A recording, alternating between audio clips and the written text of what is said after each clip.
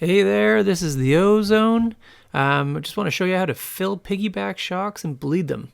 All other videos I found online just didn't give me all the information I was needing, and when you're a noob like me, it was a lot of trial and error to get to this point. Found a PDF online that really helped me figure it out. So let's take this apart and we'll get at her here.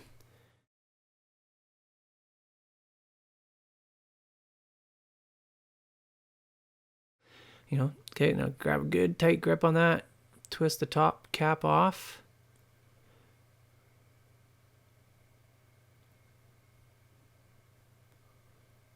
Take the reservoir off. Now, the big problem with the other videos I saw so far is that no one really showed how to use the bleed valve at the top, and I think that was the fundamental difference when I finally got these set up, and it made a noticeable difference when crawling and stuff. So a little bit of trial and error on my part got me to where I'm at. I'm definitely no pro hobby guy, but for all the noobs out there like me that kind of was probably looking for this info, this definitely helps. So you're just going to fill up the main shock with whatever weight you choose. I went with a 1040 on these guys. And then on this, you're just going to keep sliding the shock up and down until you get all the bubbles past that little disc. And there's different discs that come with these shocks. I think I have the one with 2 little holes, and there's another one with 3. So I think that just allows the oil to pass through faster and probably be a bit more responsive or quicker, I guess. I just left what came with these, so almost done here. Make sure it's all done. So then pull the shock all the way down, and I'm going to top it up. The reason I'm topping it up is because when I go to fill it with the syringe later, I didn't want to keep filling it up through that tiny hole at the top forever. So to the rim, and then put the cap back on.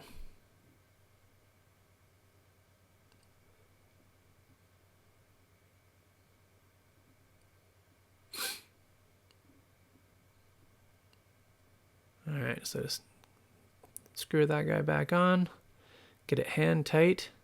Make sure your hands are nice and dry. A lot of oil. The way I'm doing this, I kind of find it a little messy because you tend to get oil in your hands when you're using the syringe to put it in through the top of the reservoir here. So the same thing goes with this one. Don't want to keep filling it up forever. So I'm going to squeeze a bunch more to the brim on this. Screw this back on to the main shock. Now, a lot of people I've seen a whole bunch of comments where people are like, piggyback shocks are just for show and they're not actually functional. I completely disagree, because when I filled it up the first time from off the other video, the guy didn't put any oil in the reservoir and my shocks were horrendous. So that's what kind of got me on the hunt for the proper way to do this. There you go. It seems pretty decent. Let's put your spring back on, put the base plate back on, and you'll notice this. There's the little bleed valve at the top. Seems like it's pretty fast response. A little, I don't know, in my opinion, didn't want it to be that fast. So kind of like a bit of a slow response for when I'm crawling, kind of keeps the tires on the ground. I don't know. To me, it's just kind of the way I preferred it. I'm not jumping, I'm crawling. So I'm going to push the shock up, and you'll see no oil comes up. To me, that told me that there's a lot of air in there. So scrounge around the house, found an old Advil syringe, and just suck up a bunch of your oil into there, and then start forcing it in there. But just start squeezing it in. It takes a little bit of pressure to hold the syringe on the top, but as you can see, it is getting in there. Then the next step is to then, like we did at the beginning, push the shock up and get a bunch of the air out. Now you're probably going to be doing this for a bit because there's way more in there, way more air in here than you'd think. So just do that for a bit until you notice the bubbles getting less. Top it up again. Okay, there you go. You can kind of see how much more went in there. Then run the process again. Keep doing this until you get all the bubbles out. May take a bit.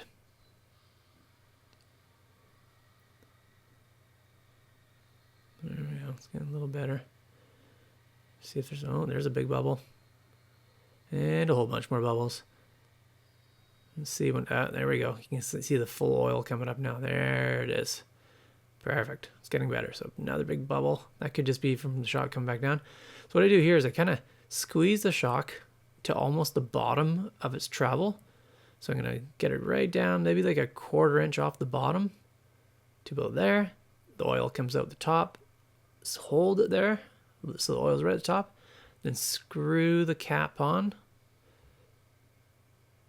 There we go. And then release it. And you'll see that it has a nice sort of dampening on the way back up that I kind of prefer. So now, after checking it, it seemed a little too stiff, didn't go down far enough. Maybe it was too high when I was down there. So I'm going to squeeze the shock down again, right down to about maybe an 1/8 of an inch off the base. Put the cap back on.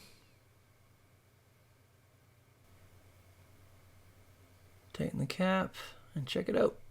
Seems pretty good to me. It won't bottom out, hit the plate, wreck anything. Pretty happy with these results. Good on the trails too.